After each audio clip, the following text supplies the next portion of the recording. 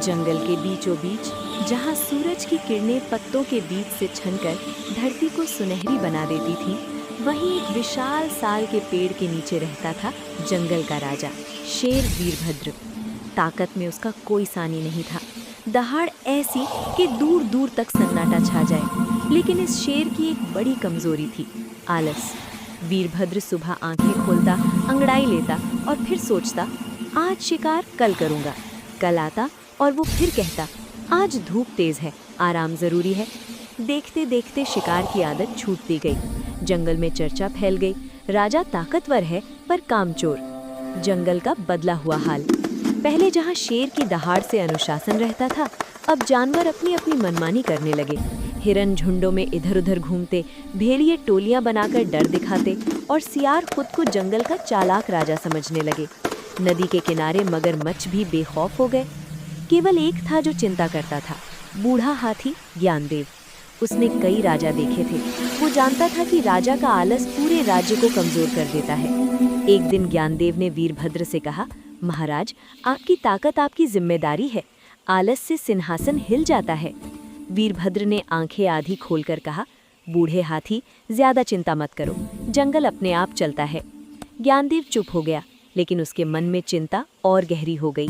पहला संकट। बरसात के बाद जंगल में खाने की कमी होने लगी। हिरन पलायन करने लगे, भेड़िए पास के जंगल से आकर शिकार करने लगे। एक रात सियारों के झुंड ने हिरणों के बच्चों पर हमला कर दिया। चीख पुकार मच गई। जानवर शेर के पास पहुंचे। महाराज, कुछ कीजिए, सबने गुहार लगाई। वीरभद्र ने करवट बदली। कल देखेंगे, उसने कहा। कल कभी नहीं आया। अगले दिन और नुकसान हुआ। जानवरों का भरोसा डगमगाने लगा। जंगल सभा।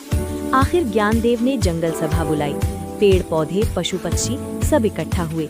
निर्णय हुआ कि राजा को जगाया जाए, सच दिखाया जाए। सभा में नन्ही चिड़िया नीलू भी थी। उसने कहा, अगर राजा नहीं जागे तो जंगल बिखर जाएगा। योजना बनी, राजा को उसके आलस की कीमत दिखानी होगी। आईना दिखाने की योजना। अगले दिन सब जानवरों ने मिलकर काम शुरू किया। हिरणों ने शेर के लिए शिकार लाना बंद कर दिया। पक्षियों ने पहरा देना छोड़ दिया। भेड़ियों और सियारों को दूर रखने वाला कोई न रहा। कुछ ही दिनों में वीरभद्र को भूख लगने लगी। उसने शिकार करने की कोशिश की, पर अभ्यास छूट चुका था। तेज दौड़ते हिरन पकड़ में नहीं आए। पहली बार शेर को अपनी कमजोरी महसूस हुई।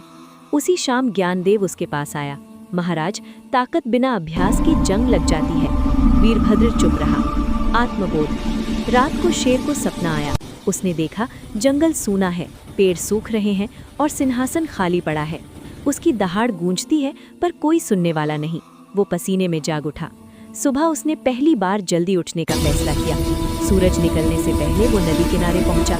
शरीर भारी था, सांस फूल रही थी, पर उसने हार नहीं मानी। परिवर्तन की शुरुआत। दिन बीतने लगे। वीरभद्र रोज अभ्यास करने लगा। दौड़, छलांग, शिकार सब धीरे धीरे सुधरने लगा। उसने जंगल में गश्त शुरू की। पहली दहाड़ फिर गूंजी। इस बार आलस नहीं, संकल्प था। सियार दूर भागे, भेड़िए सीमा में सिमटे। जानवरों को उम्मीद जगी। अंतिम परीक्षा। एक रात बाहरी जंगल से खूंखार तेंदुओं का दल आया। उनका सरदार तेज और चालाक था। सीधे शेर की गुफा की ओर बढ़े। वीरभद्र जाग रहा था। उसने बिना देर किए रास्ता रोका। भीषण मुकाबला हुआ। वर्षों की ताकत और नए अभ्यास ने रंग दिखाया। तेंदुए हार गए और भाग निकले। जंगल का नया राजा।